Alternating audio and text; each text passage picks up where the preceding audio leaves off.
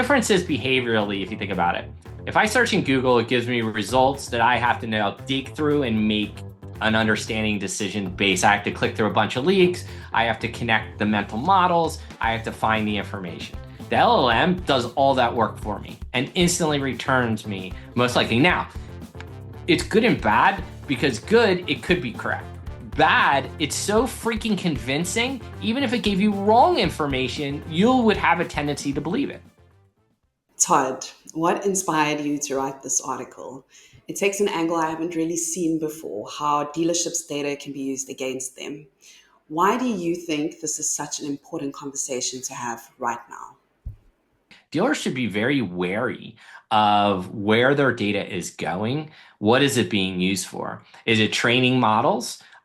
Is it being used to just kind of in general, to me, beyond even AI models, like, is it being stored somewhere else, in someone else's server that they're, even if they de-anonymize it or actually anonymize the data, like what's really going on?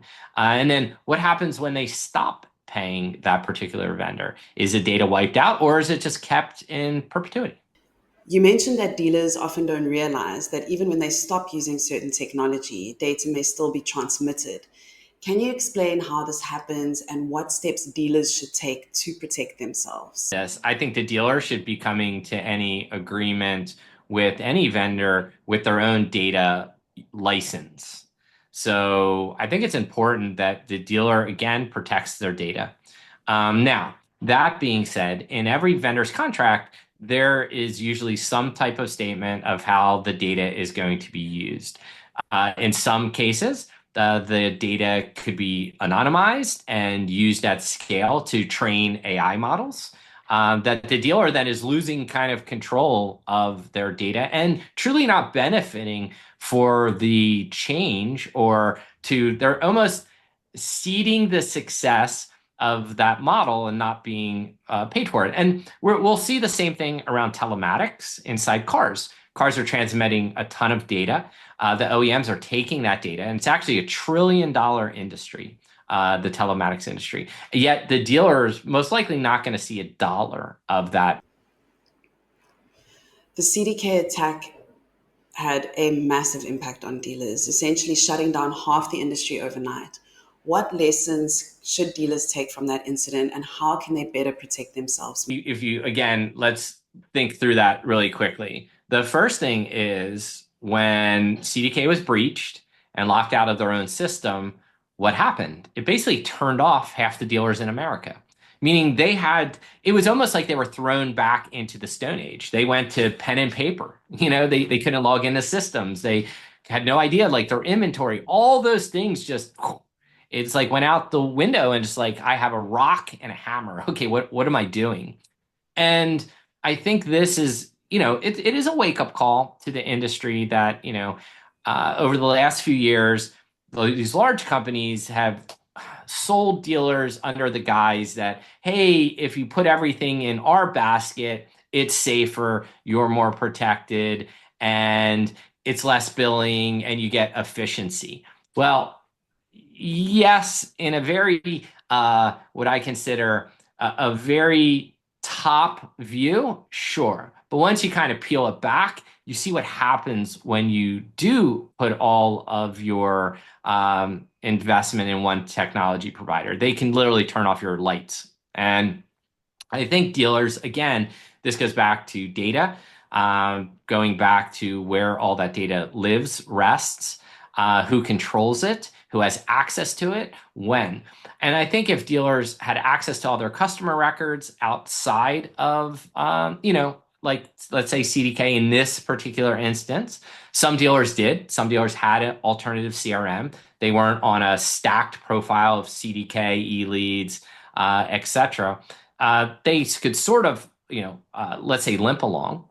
But I think we have to be very cautious in how we think about our business strategy, because we are vulnerable to, I won't say attacks like this, but we're vulnerable to the weakness of technology, meaning if you turn it off, I'm losing functionality. So I think every dealer needs to know, what products do I use? What functionality do they control? If I turn this off, what happens? There's growing concern about data security when using public AI tools like ChatGPT. What should dealerships be aware of before using AI for customer data? You really don't want to use a public service for that. You want a private LLM, right? Where all the data is protected. It's not out to the public being used. You can put restrictions in on even your ChatGPT that it's not used in training data. I always concerned about leakage of that. So we've actually, I mean, we've built our own LLM that we use internally, and we continue that it learns and knows more about me than I probably know about myself at this point.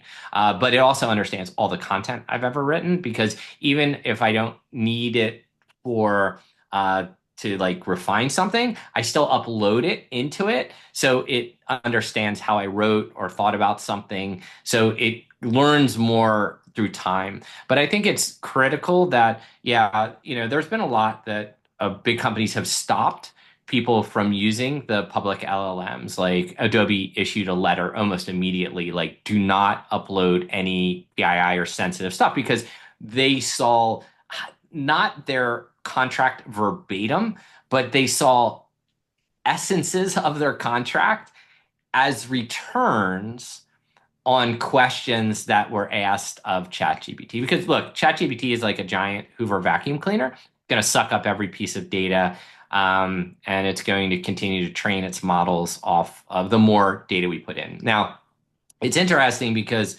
just as Google understands us from a search perspective, where, I think people put more into Google than they probably would even tell their spouse. They have a question. I have this weird toe coloring. What is going on? They probably put so much into these services, yet Google has, only uses that data in itself, right? They have that under a profile of about you. But it's interesting now with these GPTs, they're taking that data you're putting in, they're giving you back answers, but they're also using it to train other things. So I don't know. I feel like private LLMs will be the future for companies. Dealerships should have their own private LLM. That's really what core we've been building for dealers and groups, is like, you want to own all your data and control the LLM from a first party like solution.